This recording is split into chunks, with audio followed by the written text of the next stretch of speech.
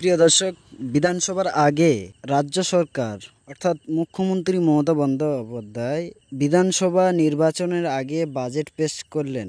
যেমন কন্যাশ্রী, রূপশ্রী, ঐক্যশ্রী, লক্ষ্মীর ভাণ্ডার, আবাস যোজনা সমস্ত প্রকল্পটি তুলে ধরলেন আজকে সোশ্যাল মিডিয়ার মাধ্যমে। এই বিষয় নিয়ে বিধায়ক নওশাদ সিদ্দিকী তিনি আজ বিধানসভার বাইরে ঠিক কি বললেন শুনুন। দেখুন, যেটা দরকার, যেটা প্রয়োজন আছে সে জায়গায় বাজেটটা ঠিকঠাক দাঁড় করতে পারেনি। শুধু এখানে এখানে একটু দিয়ে চমক দেওয়ার চেষ্টা হচ্ছে, আর কিছুই না। নতুনত্ব কিছুই নয়। শুধুমাত্র যেভাবে নদী ক্ষয়ের ফলে মানুষ ক্ষতিগ্রস্ত হচ্ছে সেটার জন্য এবং ঘাটার মাস্টার প্ল্যানের ব্যাপারে এটা হয়েছে। কিন্তু দুর্ভাগ্যের বিষয়, সরকারি কর্মচারীদের যেটা প্রাপ্য, তাদের হকের প্রাপ্য, সেটা তাদেরকে দেওয়া হচ্ছে না। মাত্র 4% দিয়েছে। আমরা বারবার বলছি, মেলা করে যখন হাজার হাজার কোটি টাকা বিভিন্ন জায়গায় খরচ হচ্ছে, সেখানে সরকারি কর্মচারীদেরকে কেন তাদের হকের দিয়ে বুঝিয়ে দেওয়া হচ্ছে না? এই সরকার এখন যারা সরকারে আছে, 2011 সালে আগে তারা অপোজিশনে ছিল, তখন তারা বলেছিলেন কেন্দ্রীয় সমাহারে যে সরকার দিয়ে দিতে পারে না তাদের সরকারে থাকা অনুচিত, ছেড়ে দেওয়া দরকার। তাহলে আজকে কেন দিতে পারছে না? অন্যান্য ক্ষেত্রে যেগুলো অপ্রয়োজনীয় আমি মনে করছি, সেখানে হাজার হাজার কোটি টাকা খরচ করছে। আর একটা সরকার এগিয়ে যেতে, সরকার যেটা চলছে পশ্চিমবাংলায়, যারা অগ্রণী ভূমিকা রাখে অবশ্যই আমাদের সরকারি কর্মচারীরা, তাদের অক্লান্ত পরিশ্রমের ফলে আমরা তারা আমাদের রাজ্য এগিয়ে যাচ্ছে। কিন্তু দুর্ভাগ্যের বিষয়, তাদেরকে তাদের হকে পাইয়ে দেওয়া হচ্ছে না। আর বিভিন্ন ক্ষেত্রে যেগুলো এসেছে, বরাদ্দের পরিমাণ আপনি অনেক দেখবেন। মাইনরিটি ডেভেলপমেন্টের জন্য 5,600 কোটি টাকা, লাস্ট ইয়ারে ছিল 5,500 কোটি টাকা, তার আগের ফিনান্সিয়াল ইয়ারে ছিল আপনার প্রায় 5,000 কোটি টাকা। কিন্তু এন্ড অফ দ্য ইয়ার আপনি কি দেখবেন? তার 14, 15, 16% খরচ হচ্ছে। লাভ কি হবে? ট্রাইবাল ডেভেলপমেন্টের জন্য দেখুন, একইভাবে বরাদ্দের পরিমাণ শুনে জানটা ঠান্ডা হয়ে যাবে। এত টাকা দিচ্ছে আদিবাসীদের উন্নয়নের জন্য, কিন্তু আদিবাসীদের দুরবস্থা ঘোচানোর জন্য টাকা কিন্তু খরচ হয় না। টাকার পরিমাণ, বরাদ্দের পরিমাণ প্রচুর দেখাচ্ছেন হেলথ ডিপার্টমেন্টে। হেলথ সেক্টরে প্রায় গত বছর সম্ভবত 26,000 কোটি টাকা ছিল, কিন্তু দেখুন মানে এখনো সেই ফিনান্সিয়াল ইয়ার চলছে, স্যালাইন না থাকার জন্য গরিব মানুষ তার ট্রিটমেন্টের জন্য স্যালাইনটাকে বাইরে থেকে কিনতে হচ্ছে। পর্যাপ্ত পরিমাণে মেডিসিন নাই, যে টাকা বরাদ্দ হচ্ছে সে টাকা খরচ হচ্ছে না। এই বছরে স্কুল এডুকেশনে প্রায় 41,000 কোটি টাকা বরাদ্দ হয়েছে। শুনতে খুব ভালো লাগছে, কিন্তু খোঁজ নিয়ে দেখুন এই 2024-25 অর্থবর্ষে কত স্কুল কম্পোজিট গ্রান্ট পেয়েছে। যে কম্পোজিট গ্রান্ট গুলোতে নিয়ে চক ডাস্টার থেকে শুরু করে, কোশ্চেন থেকে ছাপানো থেকে শুরু করে, স্কুলের ইলেকট্রিক বিল দেওয়া থেকে শুরু করে এই সমস্ত কাজগুলো হয়, সেগুলো হচ্ছে না। অন্তঃসার শূন্য একটা বাজেট, শুধু কিছু কিছু জায়গায় চমক দিচ্ছে। প্রকৃত অর্থে মানুষেরও লাভ হোক সেই বাজেট দেখতে পাচ্ছি না। কিছু শিল্পপতিদের লাভ হবে, কিছু পুঁজিপতিদের লাভ হবে এই বাজেটের মাধ্যমে। কোনো চাকরির বিষয় নেই বাজেটে। 2022 সালে, গতকালকে 2022 সালে যারা টেট পরীক্ষায় পাশ করে আছেন, তাদের এখনো মানে তাদের নিয়োগ তো দূরের কথা, পরে যে স্টেপ আছে সেগুলো কোনো হচ্ছে না। এটা 25 চলছে, তারা চপ বিক্রি করছে, প্রতীকী চপ বিক্রি প্রতিভা জানাচ্ছে। কোনো মানে চাকরির ক্ষেত্রে মানে যুব সমাজকে দিশা দেখানোর কোনো এই বাজেটের মধ্যে দেখতে পাচ্ছি না। শুধুমাত্র একটু কি চমক রেখেছে ভোট ব্যাংকে ধরে রাখার জন্য। কিন্তু ভোট নেই, এখন বাড়বে কি করে? ওটা দেখবেন ভোটন বাজেট যখন হবে 2026 হবে, তখন দেখবেন লক্ষ্মীর ভান্ডার বাড়াবে। তখন ভোটের দরকার। লক্ষ্মীর ভান্ডার দিয়ে তো প্রকৃত অর্থে মা বোনেদেরকে উপকৃত করতে চাইছে না।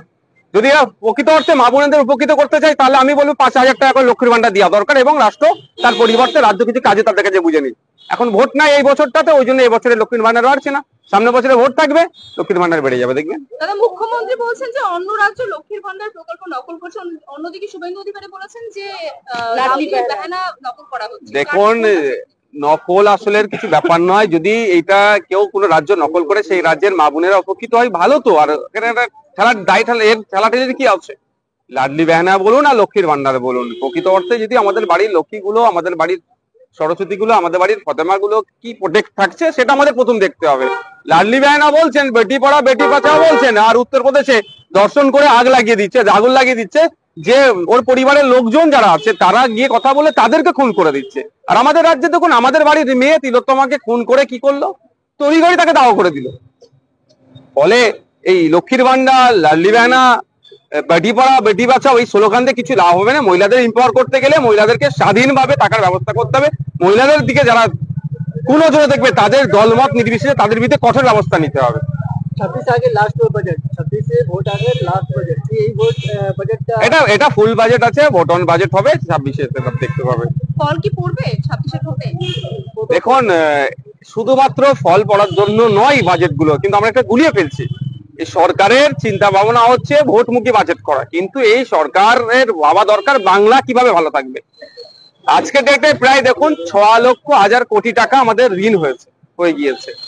ঋণের দায়টা তো আমাদের বাংলার মানুষের উপরে চাপছে। 1947 থেকে 2011 সেখানে প্রায় 2,00,000 কোটি টাকা ঋণ ছিল, আর এখন এই 2011 থেকে 2025 এখানে দাঁড়াচ্ছে 6,00,000 কোটি টাকা। তো ঋণটা বোঝাটা কে নিয়ে চলছে? বাংলার মানুষের বোঝা হয়ে যাচ্ছে। মুখ্যমন্ত্রীর চেয়ারে বিগত দিনে বুদ্ধবাবু ছিলেন, তারপরে মমতা দিদি আসলেন, আগামী দিনে যে কেউ আসতে পারে, কিন্তু বোঝাটা বাংলার মানুষকে বইতে হবে। কিভাবে আমরা বোঝা বইছি? এই নিত্য প্রয়োজনীয় জিনিসের দাম বাড়ছে, জিএসটি বাড়ছে, এগুলো হয়ে আমাদের মাথা থেকে কাটিং হচ্ছে।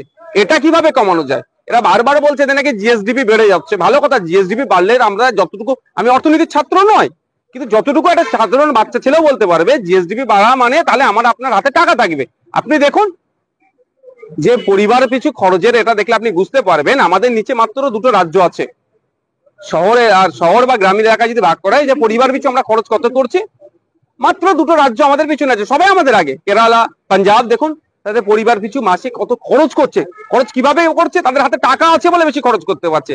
আমাদের রাজ্যের মানুষের হাতে টাকা কম বলে আমরা খরচ কম করছি।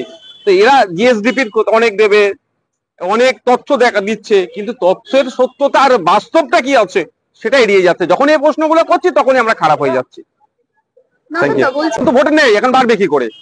ওটা দেখবেন ভোট অন বাজেট যখন হবে 2026-এ হবে, তখন দেখবেন লক্ষ্মীর ভান্ডার বাড়াবে। তখন ভোটের দরকার। লক্ষ্মীর ভান্ডার দিয়ে তো প্রকৃত অর্থে মা বোনেদেরকে উপকৃত করতে চাইছে না। যদি এরা প্রকৃত অর্থে মা বোনেদের উপকৃত করতে চায়, তাহলে আমি বলবো 5,000 টাকা করে লক্ষ্মীর ভান্ডার দেওয়া দরকার, এবং রাষ্ট্র তার পরিবর্তে রাজ্য কিছু কাজে তাদের কাছে বুঝে নিই। এখন ভোট নাই এই বছরটাতে, ওই জন্য এই বছরে লক্ষ্মীর ভান্ডার বাড়ছে না।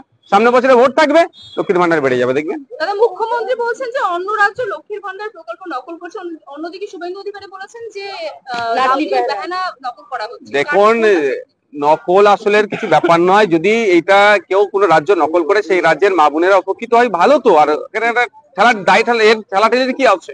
লাডলি বাহানা বলুন আর লক্ষ্মীর ভান্ডার বলুন, প্রকৃত অর্থে যদি আমাদের বাড়ির লক্ষ্মীগুলো, আমাদের বাড়ির সরস্বতী গুলো, আমাদের বাড়ির ফতেমা গুলো কি প্রোটেক্ট থাকছে, সেটা আমাদের প্রথম দেখতে হবে।